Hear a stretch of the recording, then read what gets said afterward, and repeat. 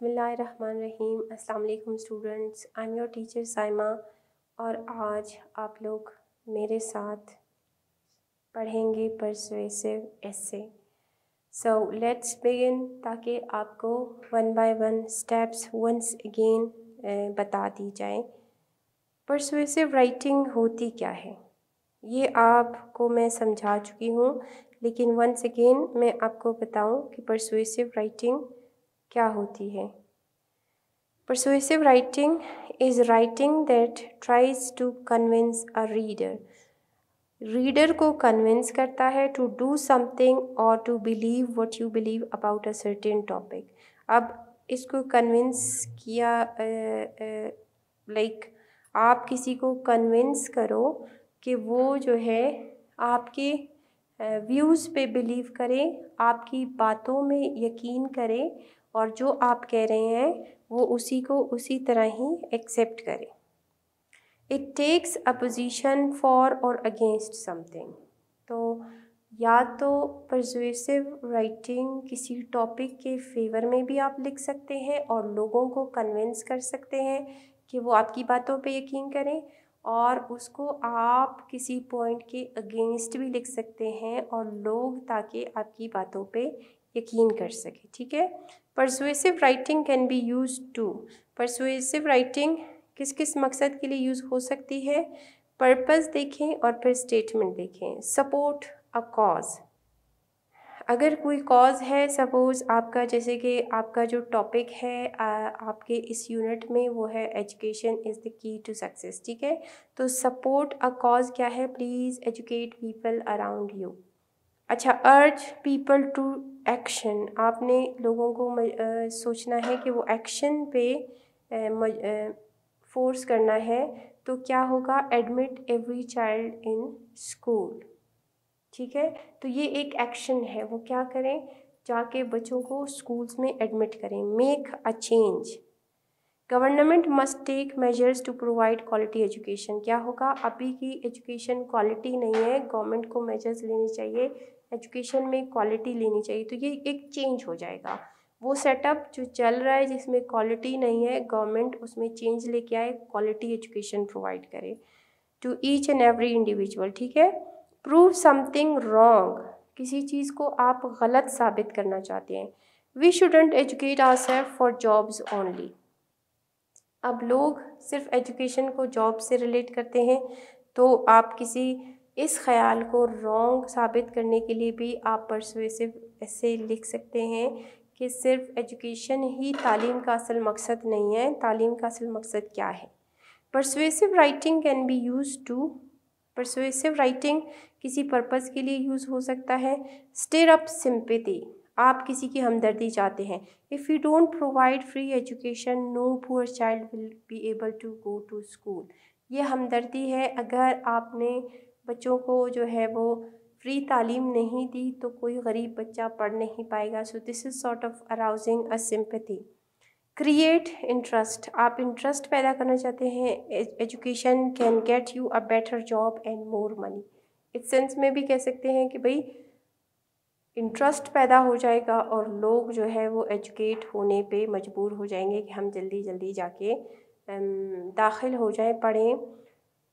Gate people to agree with you, और आप चाहते हैं या आप चाहते हैं कि लोग आपके साथ एग्री करें। I am sure you will agree that education is the key to success. So this is something you want them to agree with you, फिर आप आगे कंटिन्यू करेंगे। अब persuasive writing follows a certain format, इसका जो है वो एक सर्टेन फॉर्मेट होता है। Introduction with a hook and thesis statement, एक हुक होता है और एक थीसिस स्टेटमेंट होता है। ठीक है। और फिर body where argument is explained, और फिर आ जाता है conclusion where main points are summarised and reviewed and the reader is left with something to think about. ये हो गए 3 स्टेप्स। तो हुक आप किस तरह से देंगे, लेकिन अब आपने क्या करना है, फर्स्ट नो योर ऑडियंस। अगर आपके ऑडियंस पेरेंट्स हैं जो अपने बच्चों को स्कूल नहीं भिजवाते, तो आपका ऐसे उनको एड्रेस करके उनके हिसाब से होगा। अगर आप गवर्नमेंट को एड्रेस करके ऐसे लिख रहे हैं कि वो एजुकेशन में चेंज लेके आए, तो फिर आपने उसी चीज़ को जहन में रखना है और ऐसे को उसी हिसाब से लिखना है।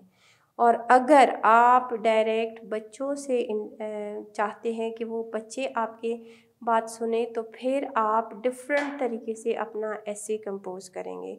सो यही बात है कि अगर आप जो गवर्नमेंट की पॉलिसीज़ पे ऐसे लिख रहे हैं उसको आप बच्चों को दे दें, so it will be sort of this, जो कि यहाँ पे आपको लग रहा है कि बॉल के बजाय ये जो है वो बेसबॉल का जो बैट है ये फेंका गया है और सब इससे बचने की कोशिश कर रहे हैं। सो आपने ऑडियंस को देखना है और उसी हिसाब से अपना ऐसे कंपोज करना है। Before you start writing, you should know your audience. Who will read your writing? Who do you need to convince? The audience may be your friends, your teacher, your parents, your principal, the readers of a newspaper, or the President of Pakistan. Will you be graded? On what? And should you be casual or professional? So these all matter when you are writing about an essay.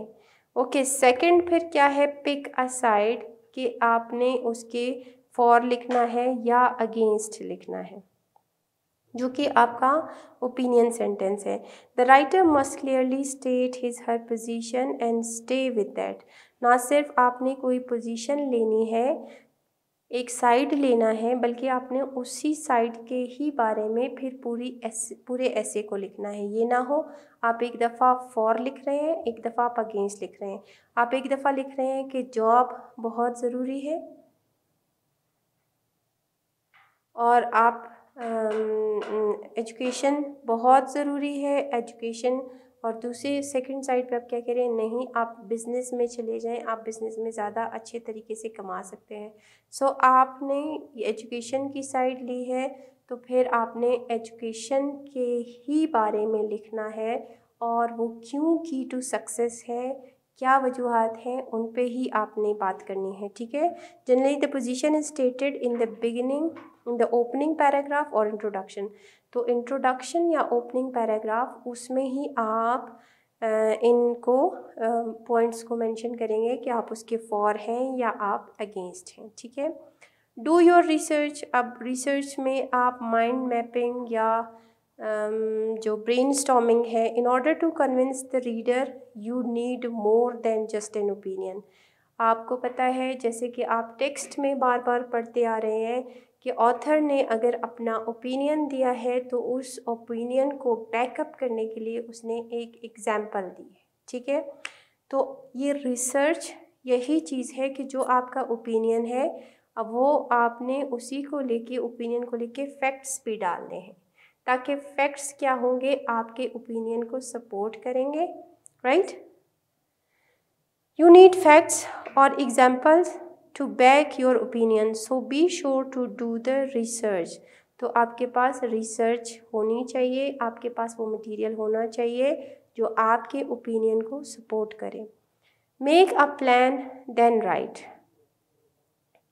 तो आपने सबसे पहले जो है वो एक plan बनाना है। Plan क्या होगा, कितने पैराग्राफ का ऐसे है, पहला है, उसमें क्या होगा, इंट्रोडक्शन होगी, हुक होगा और थीसिस स्टेटमेंट होगी। फिर पहले पैराग्राफ में क्या होगा, दूसरे पैराग्राफ में आर्ग्यूमेंट नंबर 1, फिर उसको सपोर्ट करेंगे आप एग्जाम्पल से। सपोज़ आप इसमें एजुकेशन के बारे में आर्ग्यूमेंट ये देते हैं कि ये इंसान को इंसान बनाती है। ठीक है। फिर आप उसकी सपोर्ट में एग्जाम्पल्स या फैक्ट्स प्रोवाइड करेंगे। ठीक है।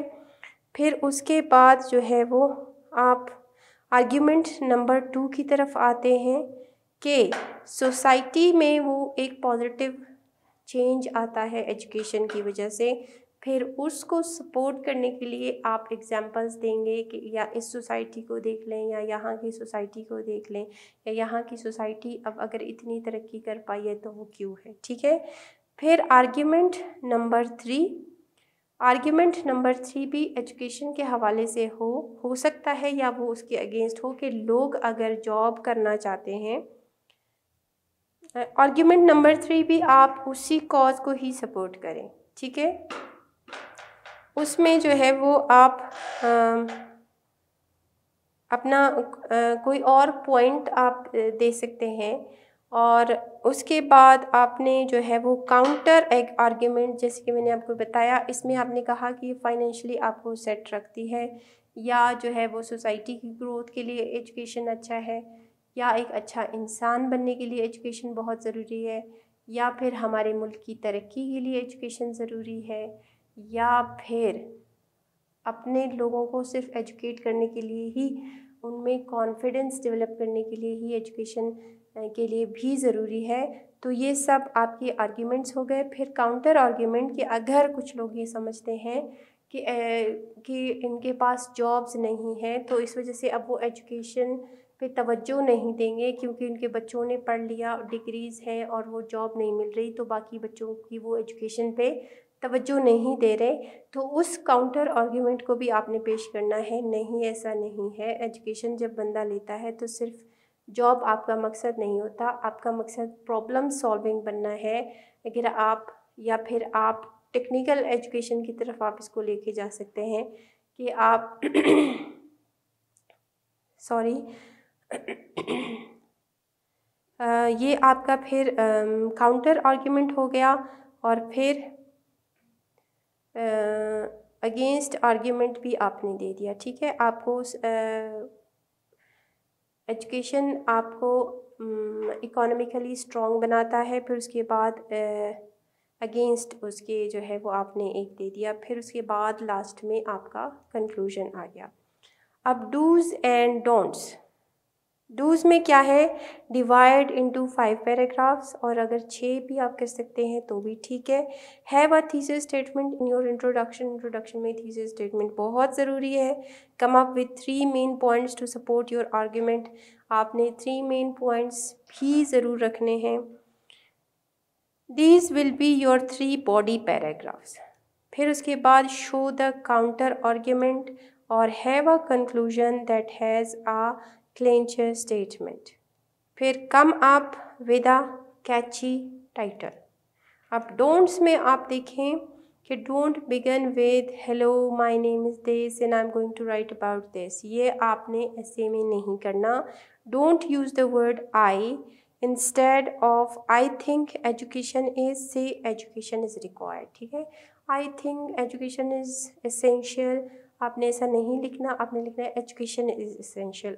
ये आई को जो है वो इस्तेमाल ना करें। डोंट बी विशी वैशी, पिक अ साइड, ये बहुत इम्पॉर्टेंट है। फॉर और अगेंस्ट का साइड लेना।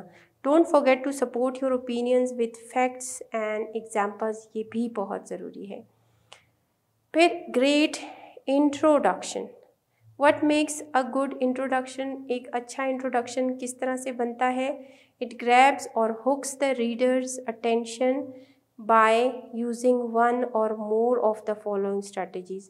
ये जो है स्ट्रैटेजीज़, ये हुक जो है वो इन्हीं स्ट्रैटेजीज़ पे होता है। एक एनेक्डोट या सिनेरियो, एक कोटेशन, एन इंटरेस्टिंग फैक्ट और statistics, a question, it tells how the writing will be organized। ये करने के बाद फिर इंट्रोडक्शन जो है वो ये बताता है कि राइटिंग को ऑर्गेनाइज किस तरह से किया गया है। And the author's position is clearly stated in thesis statement, कि वो फॉर लिखेगा या अगेंस्ट लिखेगा। फिर ग्रैबिंग योर ऑडियंस, उसमें आप देखें कि good strategies used in introductions. Use an anecdote or scenario. The writer provides a personal experience or made-up situation to introduce the position. Questioning. The writer asks thought-provoking questions to capture the reader's interest. फिर interesting facts और statistics में क्या है, writer gives an interesting piece of information. आप anecdote में कोई भी education के बारे में एक छोटी सी स्टोरी लिखेंगे। क्वेश्चन, आप एजुकेशन को लेके कोई क्वेश्चन अपना जो है वो ऑडियंस से करेंगे। इंटरेस्टिंग फैक्ट्स और स्टैटिस्टिक्स भी आप दे सकते हैं कि कितने लोग एजुकेटेड हैं और क्या उसका फ्यूचर क्या है। अब आप देखें, रिडल से भी आप स्टार्ट ले सकते हैं। वो किस तरह? Get your readers attention with a challenging thought.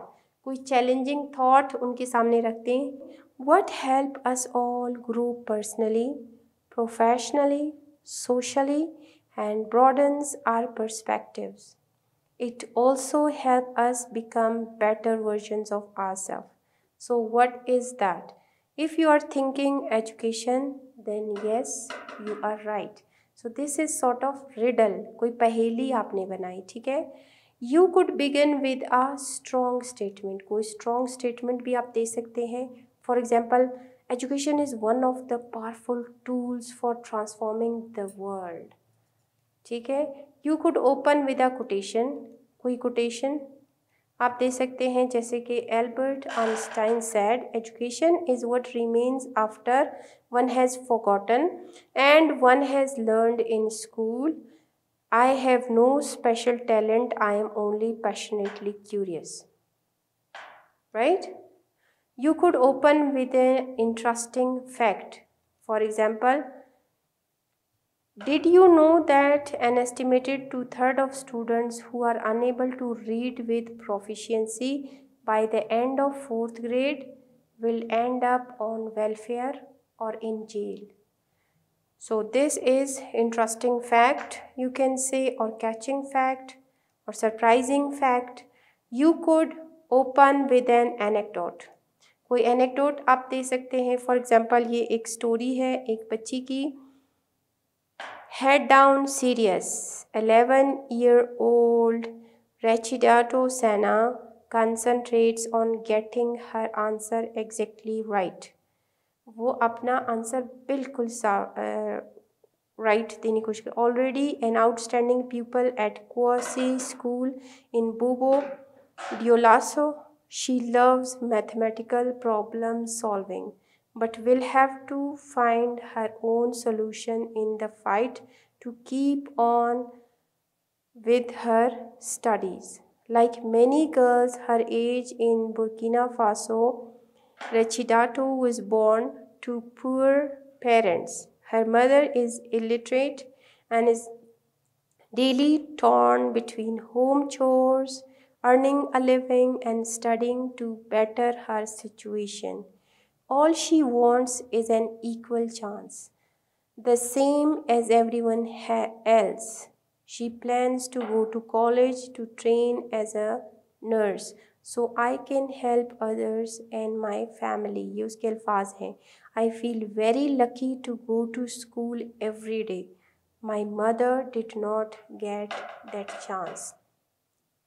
ये तो इस तरह से आप इसको और मज़ीद शॉर्ट करके भी आप दे सकते हैं कि जब बच्चों को अट्रैक्ट करने के लिए कि देखें जिनके पेरेंट्स ने नहीं पढ़ा तो उन बच्चों के लिए ये ब्लेसिंग है कि वो जा रहे हैं स्कूल और वो ये अपने आप को लकी समझते हैं क्योंकि इसकी माँ को जो है वो ये मौका नहीं मिला था कि वो स्कूल जाती। यही वजह है कि वो आज वो torn between है home chores, earning a living and studying to better her situation. You could open with a fact or statistic. Education के हवाले से कोई भी फैक्ट्स लिख सकते हैं जिसमें आप ये लिख सकते हैं कि इतने लोग, आपको पता है हमारे मुल्क में ये इतनी तादाद है जबकि उस मुल्क के लिटरेट लोगों की तादाद इतनी है। स्टैटिस्टिक्स नेट से एग्जैक्ट कोट कर सकते हैं। You could open with a question. आप कोई क्वेश्चन भी बना सकते हैं एजुकेशन को लेके कि क्या आप इसको ज़रूरी समझते हैं या उसमें जो है वो क्या भलाई है। जब लोगों से पूछा जाता है कि एजुकेशन में फ़ायदा क्या है तो फिर वो क्या कहते हैं। Open with an outrageous statement, जैसे कि हमने पढ़ा कि आउटरेजियस एक स्टेटमेंट आप बना सकते हैं। उसमें क्या है, give a man a fish and you feed him for a day, teach a man to fish and you feed him for a lifetime. Next, creating thesis statement. A thesis statement is one sentence at the end of your introduction that states your opinion. It needs to be strong. First, choose 3 main focus points to discuss in your essay. These points will become the focus of 3 paragraphs in the body of your paper. Now let's use education as an example. Education, फिर उसके 3 discussion points. पहला, provides self dependence. दूसरा, builds character and exposes you to the world. तीसरा, helps the progression of society. तो writing a thesis statement क्या होगा? Now take your 3 main focus points and summarize them. आपने उनकी summary बनाई. Put your completed thesis statement at the end of your first paragraph.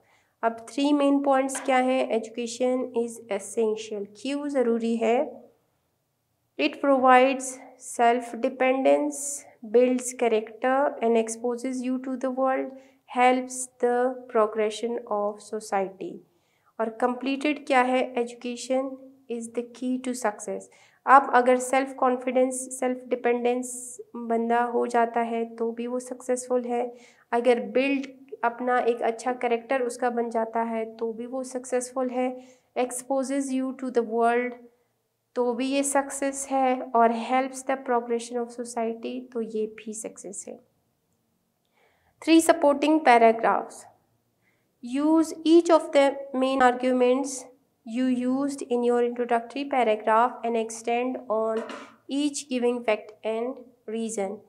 In our example, you should write 1 paragraph on how to provide self-dependence, 1 paragraph on how it builds character and exposes you to the world, and 1 on how it helps the progression of society. You will need to show the other side. फिर आपने other side भी दिखाना है. How many of you have been in discussion with someone and you remember saying, yeah, that's true, but this is called a counter argument. It is the other side of the argument. You will need to tell your reader what the counter argument is and prove why it shouldn't matter.